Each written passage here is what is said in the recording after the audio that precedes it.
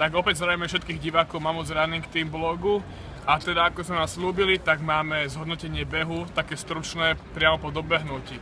Čiže Miro, začni k tomu niečo povedz. No ja by som začal s tým, že aké bolo počasie počas behu. Predpoveď, ja som ráno pozeral, že ako to môže byť. A bolo to tak, že nám predpovedali prehánky počas celého behu akurát. A síce príjemné počasie, nejakých 15 stupňov, ale nakoniec teda to počasie bolo o trošku lepšie, hlavne, že nepršalo ani nepoprchalo, bolo asi 15 až 20 stupňov, neviem to presne. No, teraz niečo k behu. No čo sa týka behu, tak najprv sme teda prechádzali cez prvý most, to bol most Apollo.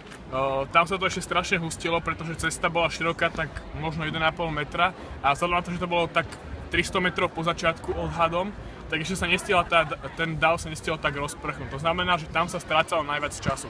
Zároveň tam bolo aj stúpanie, čo bolo teda veľmi nepriaznivé a teda na to zobralo trochu energie, minimálne mne. Potom celkovo beh na druhej strane Dunaja na Petržalskej strane bol v poriadku, trochu mne osobne vadil podklad, keďže to bolo strašne hrbolatá cesta.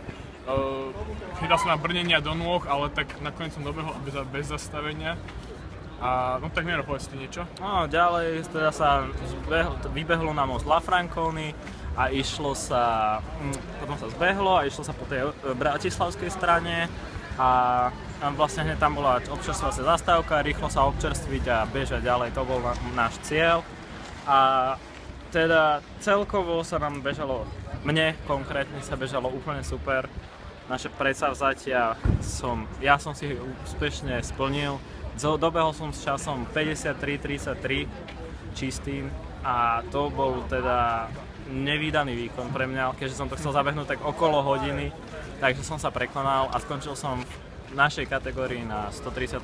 mieste. No ja som nemal viac menej žiadne očakávanie, keďže takto dlhý beh som ešte nikdy v živote nebežal. Ženy, ženy. 9 km bol môj najdlhší beh. Čo by som ďalej k tomu povedal, no, tak som veľmi spokojný, zabehol som to presne 10 sekúnd pod hodinu, čiže 10 sekúnd menej ako hodina, čo bolo 206. miesto v našej kategórii. My sme mali kategóriu H-K. Tú hlavnú kategóriu. Áno. Tak Adam, ešte ty nám niečo povedz spoza kamery. Tak ja som so svojím výkonom celkom spokojný nakoniec. V hrubom čase mi to vyšlo niečo nad hodinu a pol minúty.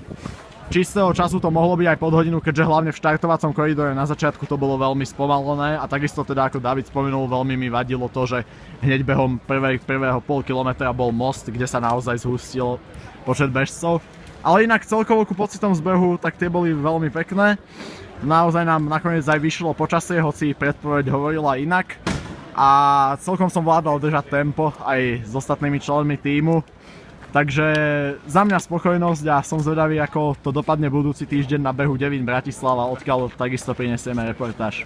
No ja by som ešte povedal nakoniec, že dôležité, ale jediné, čo má asi viac menej, čo je motor pre mňa na tieto behy, je ten dáv, čiže ak niekto pozerá, kto ho v dáve a pozbudzoval, tak veľkú pochválu týmto ľuďom. Môžete nechať komentár pod vlogom. Aj tí samozrejme, čo bežali spolu s nami, pretože to je niečo, čo človeka ženie. Musím priznať, ja Adam mi určite tiež dá za pravdu, že to tak je, že ja som to chcel zdať už pomaly každý kilometr som sa dušoval, že prejdem ešte 500 metrov a končím, ale že tam bol niekto, kto ma ďalej naštartoval.